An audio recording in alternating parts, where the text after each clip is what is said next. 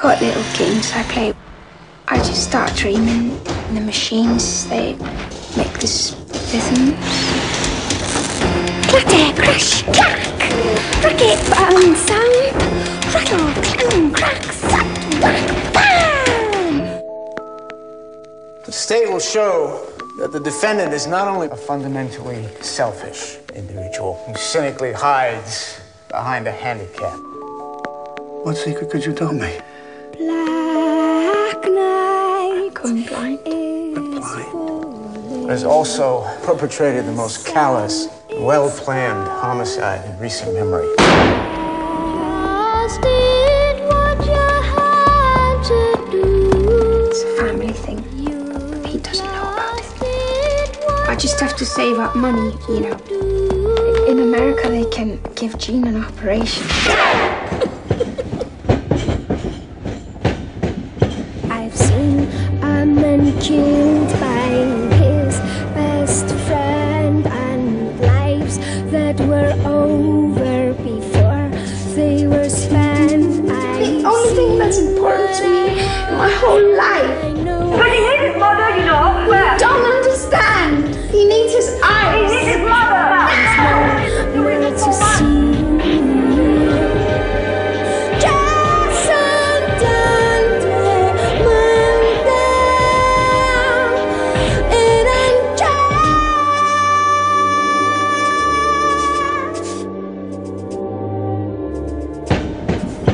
I used to dream that I was in a musical. Because in a musical, nothing dreadful ever happens.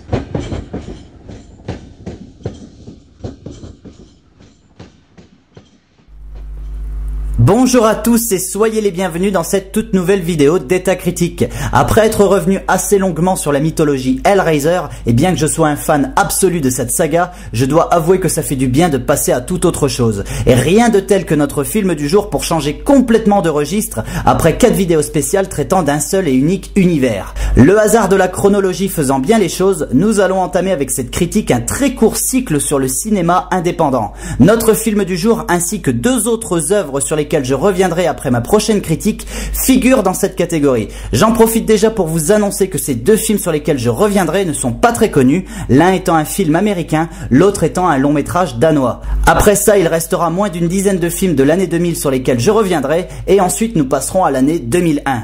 Et comme vous avez été très nombreux à me solliciter pour faire une rétrospective sur la misérable saga Carnosaur, je ferai donc une vidéo spéciale sur ce tas de bouse cinématographique lors du passage de l'année 2000 à l'année 2001. Voilà pour le programme de la chaîne. Venons-en à notre film du jour. Aujourd'hui, comme je viens donc de le dire, nous allons revenir sur un film indépendant qui a fait grand bruit en l'an 2000 puisqu'il a remporté la Palme d'Or à Cannes cette année-là. Je veux bien évidemment parler de Dancer in the Dark, sorti en France le 18 octobre 2000 et réalisé par Lars von Trier, qui a notamment réalisé auparavant les films Element of Crime en 1984, Epidemic en 1987, Europa en 1991 ou surtout Breaking the Waves en 1996 pour lequel il remportera le Grand Prix du jury à Cannes ainsi que le César du meilleur film étranger. Il est également l'un des fondateurs du Dogme 95 qui est un mouvement cinématographique créé en 1995 avec certains réalisateurs danois tels que Thomas Vinterberg et qui instaure une façon particulière de faire du cinéma. En 2 mots, le Dogme 95 définit un cinéma où les films doivent répondre à certains critères comme celui d'être doté d'une réalisation stylisée avec aucun montage, une prise de son directe, une improvisation des acteurs, etc. etc. Sous le Dogme 95, Von Trier signera Les Idiots en 1998, c'est la seule œuvre qu'il signera d'ailleurs dans ce courant. En 2003, il réalise Dogville, puis Five Obstruction la même année, Manderley en 2005, Le Director en 2006, Antichrist en 2009 et Melancholia en 2011.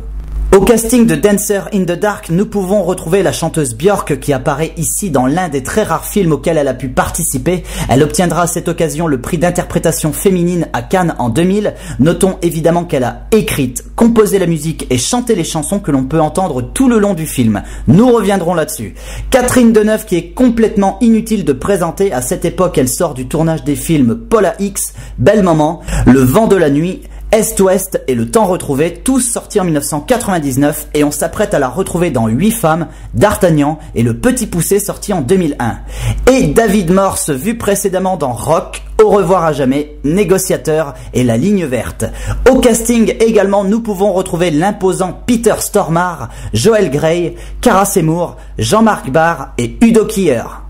Sans transition, de quoi parle notre film du jour? Dancer in the Dark prend place dans les années 60 dans une petite ville industrielle américaine et suit le destin de Selma, jeune immigrée tchécoslovaque qui vit ici avec son fils de 12 ans. Selma est atteinte d'une maladie qui menace de la rendre complètement aveugle. Cela ne l'empêche pourtant pas de travailler dans une usine métallurgique où elle risque pour sa santé. Elle tente de réunir suffisamment d'argent pour pouvoir payer l'opération médicale qui permettrait à son fils d'échapper aux mêmes problèmes de santé qu'elle. Selma fuit ses soucis du quotidien, ses problèmes d'argent et la maladie en s'enfermant dans un univers de musique et de danse. Malheureusement, les choses vont se compliquer pour Selma et le destin va s'acharner sur elle. Alors ce qu'il faut savoir, c'est que Lars von Trier n'est pas quelqu'un de réputé pour prendre des pincettes dans ses films. Dancer in the Dark est une véritable œuvre choc malgré son apparente douceur et son aspect mélodramatique. Avant de revenir là-dessus, parlons cependant un petit peu de la genèse du film. En 1998, Lars von Trier réalise Les Idiots, film appartenant donc au courant du dogme 95 qu'il a lui-même contribué à créer, sauf que ce mouvement cinématographique, en dépit des idées intéressantes qu'il tente d'imposer aux metteurs en scène, c'est un échec. On se souvient que le but de ce courant particulier était de contrer les blockbusters en créant des films naturalistes entre guillemets. Les cinéastes qui vont prendre part à ce mouvement ne respecteront jamais totalement les 10 règles du dogme. Mais c'est surtout le manque de succès des films ainsi qu'une mauvaise distribution qui fera chuter le courant. Les Idiots par exemple ne réunira en France qu'à peine plus de 100 000 spectateurs. Lars von Trier va donc décider de se désolidariser du dogme pour réaliser son film suivant, ce sera Dancer in the Dark. Visuellement, ce nouveau film gardera tout de même certains petits détails qui se rapprochent des films du dogme. Dancer in the Dark possède un style visuel qui se rapproche beaucoup du documentaire par exemple. De même, von Trier va tenter de préserver à l'image un aspect profondément réaliste en exerçant une forte pression sur Björk, sa principale comédienne. Car effectivement, pour la chanteuse, le tournage de ce film a été un véritable calvaire. Afin de maintenir une émotion névrotique et fragile chez la chanteuse, Lars von Trier va constamment la pousser dans ses retranchements et ira jusqu'à la tenir dans un état de fragilité important. Ceci créera des tensions entre la jeune actrice et le metteur en scène, des tensions telles que Björk était obligée parfois de quitter le tournage pendant plusieurs jours. Notons quand même que depuis cette expérience, Björk n'est plus jamais réapparue dans un autre film.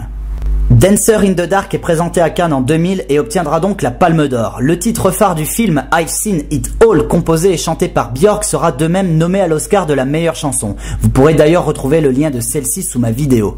Le film divisera largement la presse spécialisée à sa sortie. Beaucoup crieront au chef-d'œuvre, d'autres le briseront d'une façon parfois pas toujours très fine. J'ai en tête la critique d'un certain Peter Bradshaw, journaliste pour The Guardian, qui a déclaré que ce film était l'un des pires films, l'une des pires œuvres et peut-être l'une des pires choses de l'histoire du monde. Je ne voudrais pas lancer de l'huile sur le feu, mais si Dancer in the Dark est l'un des pires films du monde, je ne veux pas savoir ce que c'est qu'une saga comme Carnosaur. Bref, malgré la division des critiques, Dancer in the Dark réunira un peu plus d'1 200 000 spectateurs en France. Au niveau international, ce film reste à ce jour le plus grand succès de la carrière de Lars von Trier. Pas mal pour l'un des pires films du monde.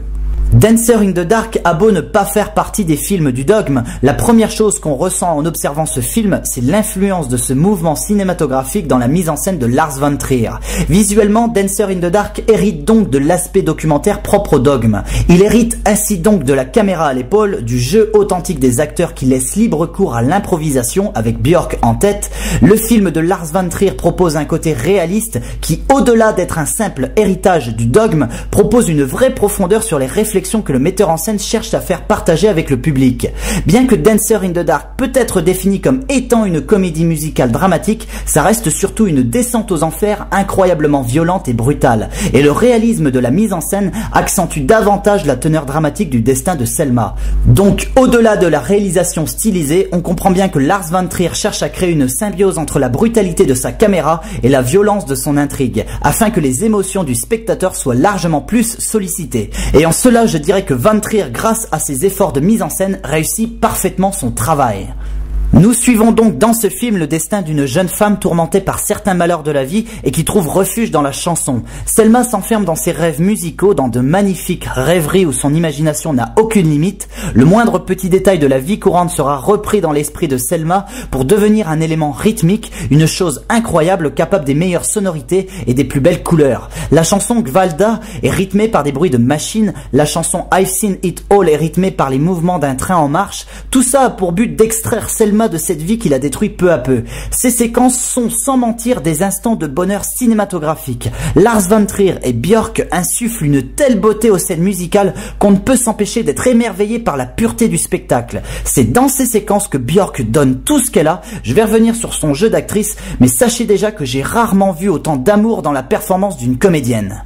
Malgré la beauté des rêveries de Selma, celle-ci entre malheureusement en conflit avec la dureté de la réalité. Selma se retrouve peu à peu dans des situations de totale injustice où l'issue finale sera des plus dramatiques.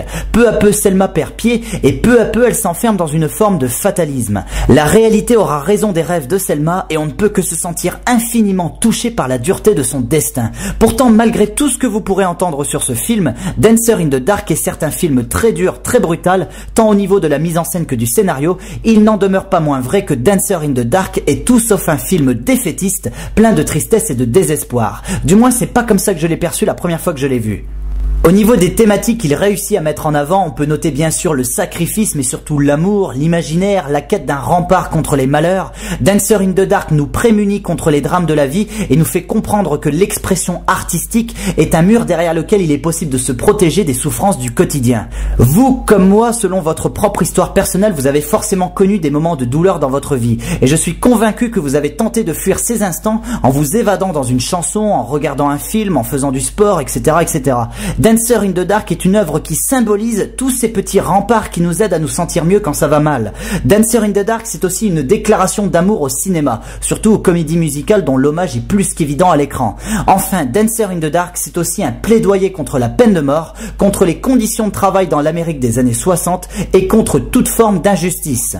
S'il fallait noter quelques petits points négatifs, mais là je pense que ça dépendra surtout de votre propension à adhérer à ce genre de choses ou pas, on pourrait mettre en avant le côté trop larmoyant de l'œuvre, cette volonté de peut-être vouloir un petit peu trop par moment vouloir nous faire pleurer devant le destin tragique de Selma.